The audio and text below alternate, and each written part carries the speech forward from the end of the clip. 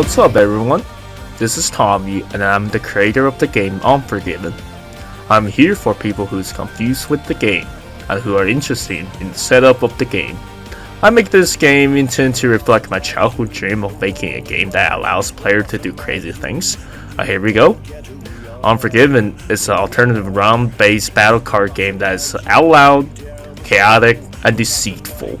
Each player will create their own deck or use the pre-made deck from us to compete with each other or our epic storyline. The goal is to beat your opponents who are having higher health point at the end of the 12th round. With all that information, it's time to start. For the core gameplay, each player will create or use the default 40 cards deck into play.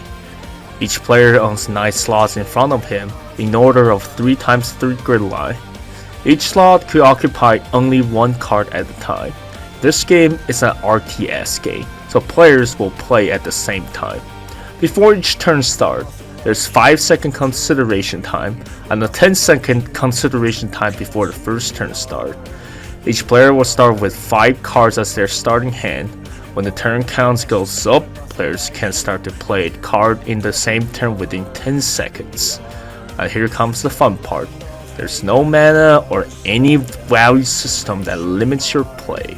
Just play card as fast as you can. If you're out of card, don't worry, you immediately draw a card from your deck.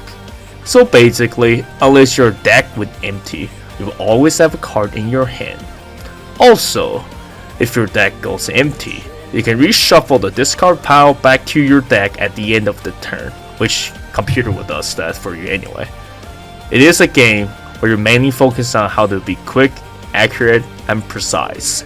Besides being fast, you can outsmart your opponent by placing your card face side down. Your opponent would not know what it is or getting some false information thanks to my deck coding. This is also a core gameplay in this game. When you play the card down with face side up, it will gain bonus health for better protection. If you play card face side down, you'll use it as a chance to trick your opponents that they may not know what is going on so they can get trapped by you during the game. When the turn clock counts down to 0, both players will stop all of their moves, all cards on the board will be reviewed, and the conclusion begins. The card with haste will strike first. They will either attack, like all the unit card will do, or active abilities, like what the utility card do, as soon as they get revealed. Then to the first slot, the second slot, the third slot, and then etc. If no player has dead during this process, we'll start another turn, and every player will receive 3 more cards on the draw step.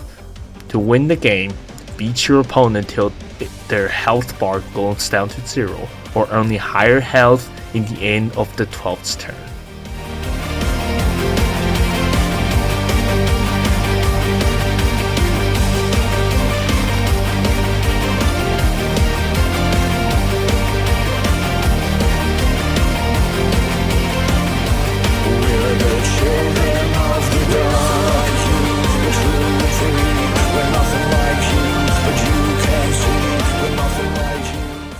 Now to the cards. There are 3 different types of cards and 3 different rarities. Unit, Utensil, and Utility are the card type. Entity, Epic, Eternal are the rarities. All cards in Unforgiven are board cards. You always need to put them down on the board to activate their effects. First up to the unit card. Unit cards will be the common source for players to attack your opponent and defending your health. During each conclusion, unit card will attack the enemy cards in front of them, unless there's no unit card in the column or it has assassinated ability. It will attack the player instead. They all have 3 basic stats. Attack, how much damage they will deal on their attack to opponent's unit or player. Armor, how much damage it prevents when getting dealt damage. And health, how much damage you could take before it vanish and get put into the discard pile or out of the game. Those are the essential part of the card. Lower rarity card will have lower basic stat compared to the higher rarity card. There are exceptions, but mostly because they have the ability that ties to their tiers. All the ability a card has will be shown when you click on the card during the game or in your collection. Make sure you check the ability before you go to play against other players, so it doesn't put you into disadvantage. Then to the utensil card. Just like its name, it's the tools that units use to enhance their power. That card has 3 basic stats just like the unit card, but lose 1 life at every start of the turn as they go rusty.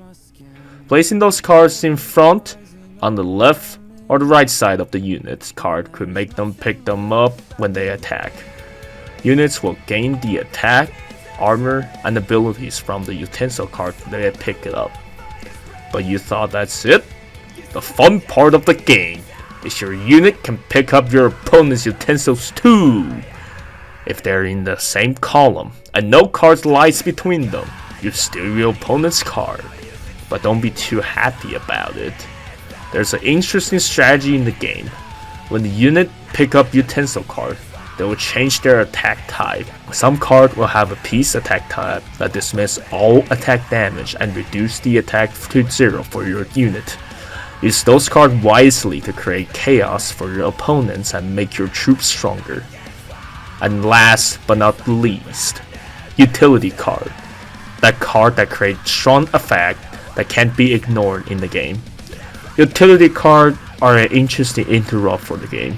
They only have health as the basic stat and lose 1 life during the start of the turn, just like the utensil cards. They do the effect at the same time when their opponent deals the damage and can't block the attack. The fun part of those utility cards is they do not disappear after they activate their ability. They only dies by destroy effect or start of the turn effect.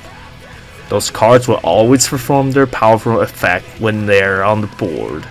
You can certainly rely on them to slow down your opponent or make your cards stronger. And here are all the cards part. If you're still confused by it, try the adventure section. It will provide some tutorial for you and hope you enjoy that. Now to the client. There's the gameplay section. You can pick the deck you want to use before you start to play the game. There are 3 different game modes now. You can playtest your deck against an AI, go through the adventure for some reward, or play it with other players to see who's the best player. Then to the collection section, where you can create your own decks and check the stats and ability of cards. Well, I do have to warn you how the rarity rule that applies in this game. There's a limit for each rarity when you're creating your deck. You can only have 4 same name entity card in the deck, 3 same name epic card, and total of 15 epic cards in your deck, 1 same name eternal card, and a total of 5 eternal cards in your deck. This is for balance, and I hope everybody understands. In the collection, you can use the filter on your left side to find the cards you want. When you're creating your deck, click the cards you want to add from the preview section to add cards into your deck, and click the cards from the list in the deck to get them out of your deck. And to the elo side, well, that's lame, let's not talk about it. Then it is the fun part of all card games, open packs. Well, in this testing time, all packs are super cheap and all cards are in their original cost. You can easily buy many cards packs and sell cards to buy more card pack if you like the process of opening packs. Each pack contains 5 cards and the elite pack contains higher chance of higher rarity cards. Simply buy the pack and click the open pack to obtain more cards for your collection and find the cards you do not want from your collection to sell them. The selling rate is 80% for now for testing, but when the releasing version comes out, I'll definitely change the rate. So now enjoy your time. Besides the 4 main buttons on the screen, you can change settings and your icons when you click on your own icon. There's some weird icon made by AI from me. All credit to the Hotpot and image generator AI. And you can check your elo, send message to your friend, and change your username. In the end of the video, I'll show you some fun AI game I played so the people could see how the game works. I hope this tutorial helps you to understand this game better, and hope to see you next time.